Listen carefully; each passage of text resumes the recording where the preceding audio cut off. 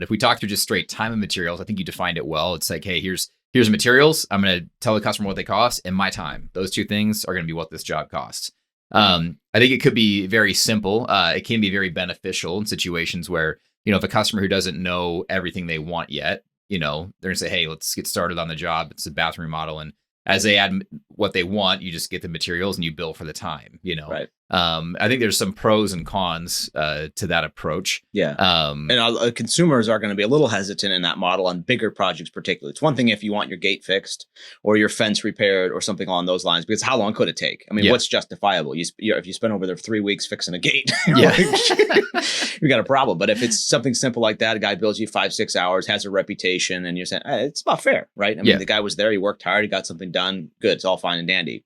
You got a 3-week long project, and this guy shows up and starts billing you $50 an hour. You don't know if that's efficient time. You start the customer starts watching you in the truck when you're on a phone call with some other else. Is he billing me for that time? And was he here yesterday? And I was at the shop, working on something. They're I even had one time where somebody showed up at our shop. Are you guys really working on our shop? Yeah, I can go back to take a look. But nonetheless, you don't want that kind of pressure necessarily. Yeah. Yeah, because they start thinking like, hey, I'm charged. They start thinking I'm paying you per hour. Yeah. And they start doing the math. It's the wrong mindset. And they can start on a big project. You. Yeah.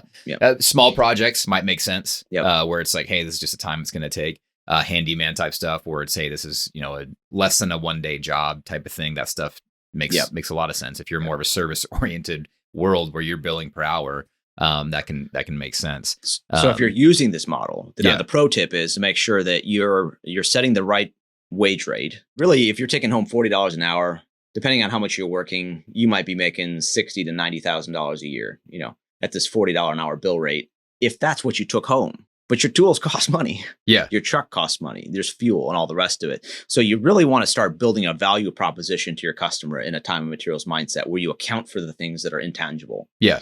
Fuel costs money. Getting to the job costs money. The tools cost money. Those things, you kind of almost build this sort of trip charge type of thing on a time materials model where you're saying, just for being there, just for showing up, that might be $150, depending on your cost involved. Yeah. And that's to feed your tools. Yeah. That's a cost to you. Yeah. And so it's easy to miss that in a time and materials billing model. I think your ceiling is always there as well, too. I mean, it's hard to scale that. Yeah. We talked to a guy recently and he was like, hey, I'm getting older. My body's I can't work as fast as I used to, or not willing to do as many things as I used to.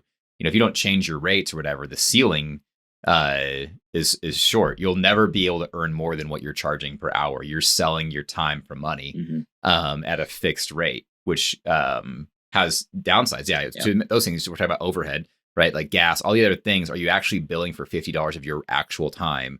Or in the customer's mind, it's just actual physical time at their house. There's a lot more that goes into it. Right. You might be working on their project, researching specifications for something, researching some of the logistical aspects of managing a project that's unseen to the client. Yep.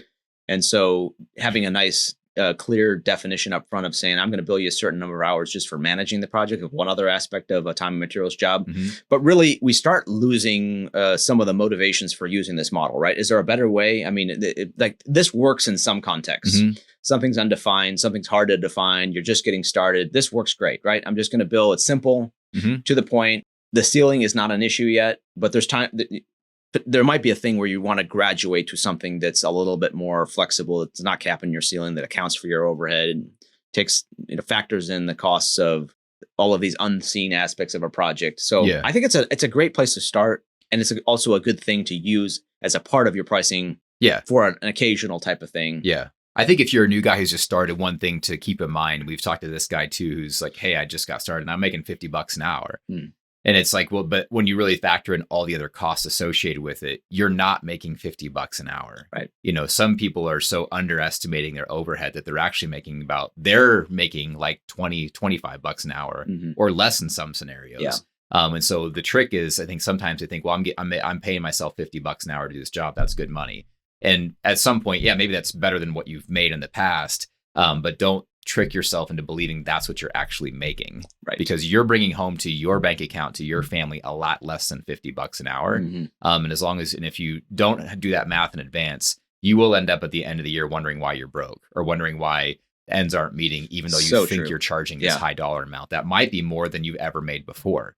But again, to the new business owner, you got to think through all the details behind that to understand that that big number isn't as big as it sounds when it comes to the end of the day and what's going on in your personal bank account.